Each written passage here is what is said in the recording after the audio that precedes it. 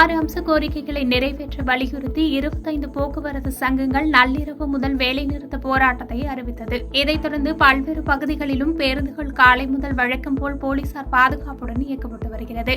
இந்நிலையில் சென்னை திருவொற்றியூரில் இருந்து எழும்பூர், பிராட்வே, செங்குன்றம், கோயம்பேடு, திருவான்மியூர், பூந்தமல்லி ஆகிய வழித்தடங்களுக்கு இயக்கப்படும் பேருந்துகள் வழக்கம் போன்று போலீசார் பாதுகாப்புடன் வழக்கமான பணிகளில் இயங்கி வருகிறது. மேலும் 180 பேருந்துகள் இந்த முனையத்தில் இருந்து இயக்கப்பட்டு வரும் நிலையில் தற்போதைய நிலவரப்படி சுமார் 150 பேருந்துகள் இயக்கப்பட்டுள்ளதாகவும் மீதமுள்ள 30 பேருந்துகளும் இயக்கப்பட உள்ளதாக பேருந்து முனை அலுவலர் தெரிவித்துள்ளார். சேலம் பெரியார் பல்கலைக்கழகத்தில் துணைவேந்தர் தனியார் நிறுவனம் ஆரம்பித்து முறைகேட்டில் ஈடுபட்டதாக கருப்பூர் காவல்துறையினரால் கைது செய்யப்பட்டு நிபந்தனை ஜாமீனில் விடுவிக்கப்பட்ட நிலையில் அவர் காவல் நிலையத்தில் கையொப்பமிட்டு வருகிறார்.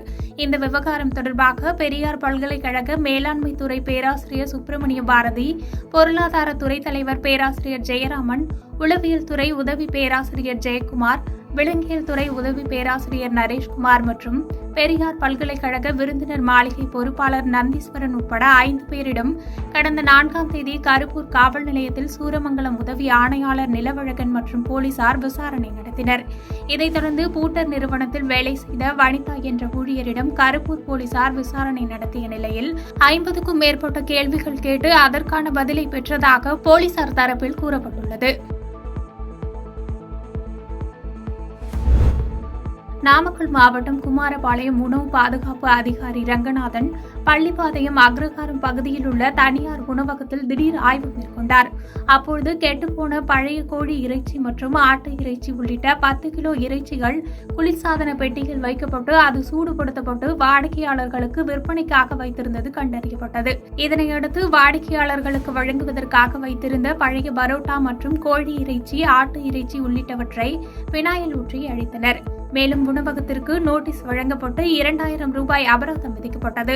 உணவகத்தில் கெட்டுப்போன இறைச்சியை பயன்படுத்திய சம்பவம் அப்பகுதியில் பெரும் பரபரப்பை ஏற்படுத்தியுள்ளது. விருதுநகர் மாவட்டம் காரியாப்பட்டி ஊராட்சி ஒன்றியத்துக்குட்பட்ட அல்லாலப்பேரி ஊராட்சி மன்ற தலைவராக பிரபா என்பவர் இருந்து வருகிறார். இவரது கணவர் சிவக்குமார் திமுக கிளை செயலாளராக இருந்து வருகிறார்.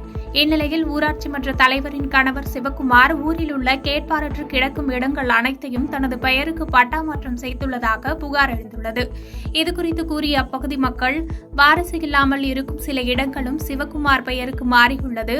அது தவிர வீடு இல்லாத ஏழை மக்களுக்கு வழங்கும் இலவச வீட்டுமனை பட்டாவும் ஊராட்சி மன்ற தலைவர் பிரபா பெயருக்கு வழங்கப்பட்டுள்ளது என்று குற்றச்சாட்டை முன்வைத்துள்ளனர். மேலும் இதற்கு விஓ முத்துக்குமார் உடந்தையாக செயல்படுவதாக வேதனை தெரிவித்த அப்பகுதி மக்கள் இதுகுறித்து காரியம்பாட்டி வட்டாட்சியரிடம் கேட்டபோது அல்லாலப்பேரியில் பட்டா மாறுதல் சம்பந்தமான புகார்கள் தனக்கு வந்துள்ளதாகவும் இது தொடர்பாக உரிய நடவடிக்கை மேற்கொள்ளப்படும் என தெரிவித்துள்ளார்.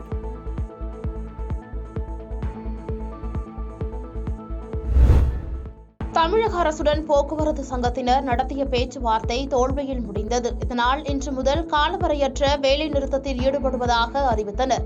அதே வேளையில் அனைத்து பேருந்துகளையும் இயக்க முயற்சி மேற்கொள்ளப்படும் என அமைச்சர் தெரிவித்திருந்தார். இந்நிலையில் இன்று காலை முதல் சென்னை மாநகர பேருந்துகள் வழக்கம் போல் இயங்கின. மக்கள் எவ்வித அச்சமுமின்றி பயணம் செய்யலாம். அனைத்து பணிமனைகளிலிருந்து எல்லா வழித்தடங்களிலும் பேருந்துகள் வழக்கம் போல் இயக்கப்படுகிறது. பேருந்துகளின் இயக்கம் குறித்து தொடர்ந்து கண்காணிக்கப்பட்டு வருகிறது என சென்னை மாநகர போக்குவரத்து கழக மேலாண் இயக்குநர் ஆல்பின் ஜான் பர்கிஸ் தெரிவித்துள்ளார். தமிழகம் முழுவதும் காலை 5 மணி நிலவரப்படி 3850 பேருந்துகள் இயக்கப்படுவதாக போக்குவரத்து கழகம் தெரிவித்துள்ளது. தமிழகத்தில் வடகிழக்கு பருவமழை தீவிரமாக உள்ளது. இதன் காரணமாக கடந்த சில நாட்களாக தமிழகத்தில் பெரும்பாலான மாவட்டங்களில் கனமழை முதல் மிக கனமழை பெய்து வருகிறது. இதற்கிடையில் தமிழகத்தில் இன்று முதல் 11ஆம் தேதி வரை ஓரிரு இடங்களில் லேசானது முதல் மிதமான மழைக்கு வாய்ப்புள்ளதாக வானிலை ஆய்வு மையம் தெரிவித்திருந்தது. இந்நிலையில் 12 மாவட்டங்களில் மிதமான மழைக்கு வாய்ப்புள்ளதாகவும் அதன்படி கடலூர், அரியலூர், பெரம்பலூர், திருவாரூர், தஞ்சை, புதுக்கோட்டை உள்ளிட்ட பல்வேறு மாவட்டங்களில் மிதமான மழைக்கு வாய்ப்புள்ளதாக தெரிவிக்கப்பட்டுள்ளது. 5 இடங்களில் அதி கனமழையும் 17 இடங்களில் மிக கனமழையும் 55 இடங்களில் கனமழையும் பதிவாகியுள்ளது. அதிகபட்சமாக சீர்காழியில் 23 சென்டிமீட்டர் மழை பதிவாகியுள்ளது. வானிலை முன்னறிவிப்பை பொறுத்தவரையில் அடுத்து வரும் 24 மணி நேரத்திற்கு தமிழகம், புதுவை, காரைக்கால் பகுதிகளில் அநேக இடங்களிலும், நாளை ஒரு சில இடங்களிலும் மிதமான மழை பெய்யக்கூடும்.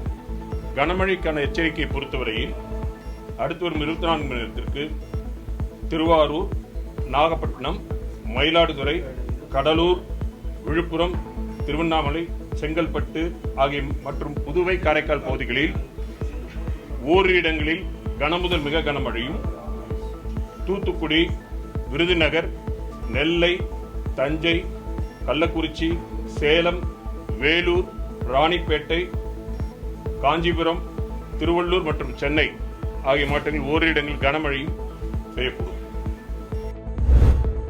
தோமுசா உள்ளிட்ட சில தொழிற்சங்கங்களை சேர்ந்த போக்குவரத்து ஊழியர்களை வைத்து இன்று வழக்கம் போல் பேருந்துகளை இயக்க நடவடிக்கை எடுக்கப்பட்டிருப்பதாக அமைச்சர் சிவசங்கர் அறிவித்திருந்தார். அதன்படி பேருந்துகளை இயக்குவது குறித்து தோமுசா பொதுச் செயலாளர் சண்முகம் அறிக்கை ஒன்று வெளியிட்டுள்ளார். அதில் தமிழ்நாடு அரசு போக்குவரத்து கழக தொழிலாளர்களுக்கு 15வது ஊதிய உயர்வு பேச்சுவார்த்தை துவக்கப்பட வேண்டும், ஓய்வு பெற்றோர் அகவிலைப்படி உயர்வு வழங்க வேண்டும், மருத்துவ காப்பீடு திட்டம் நடைமுறைப்படுத்த வேண்டும் உள்ளிட்ட கோரிக்கைகள் தீர்க்கப்பட வேண்டும் என்பதே நமது நிலைப்பாடு. இப்பிரச்சினைகளை அரசு தீர்க்கும் என்ற வாக்குறுதியை ஏற்று பொதுமக்கள் நலன்களை கருத்தில் கொண்டு வழக்கம் போல் பேருந்துகளை இயக்க வேண்டும் என தோமுசா பேரவை சார்பில் வலியுறுத்தியுள்ளனர்.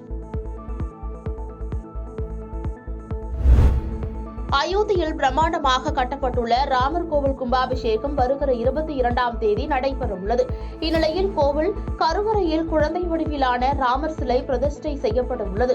இதற்கு முன்னதாக 17ஆம் தேதி கருவறையில் பிரதிஷ்டை செய்யப்பட இருக்கும் குழந்தை வடிவிலான ராமர் சிலையை அயோத்தி நகரில் ஊர்வலமாக எடுத்துச் செல்ல முடிவு செய்யப்பட்டது. அந்த ஊர்வலத்தின் போது அதிக அளவில் பக்தர்கள் தரிசனம் செய்ய கூடுவார்கள் என்பதால் பொதுமக்களின் பாதுகாப்பு கருதி ராமஜென்ம பூமி தீர்த்த கஷேத்ரா அறக்கட்டளை ராமர் சிலை ஊர்வலமாக எடுத்துச் செல்லப்படுவது ரத்து செய்யப்படுகிறது என அறிவித்துள்ளது. இதற்கு பதிலாக கோயிலுக்குள் வைக்கப்படும் சிலை ஊர்வலமாக எடுத்துச் செல்லப்படும் என தெரிவிக்கப்பட்டுள்ளது. பாதகம் செய்பவரை கண்டால் நாம் பயங்கொள்ளலாகாது பாப்பா, மோதி மிதித்து விடு பாப்பா, அவர் முகத்தில் உமிழ்ந்து விடு பாப்பா. அண்மை செய்திகளை உடனுக்குடன் தெரிந்து கொள்ள இணைந்திருங்கள் இயம்நாடு தொலைக்காட்சியுடன்.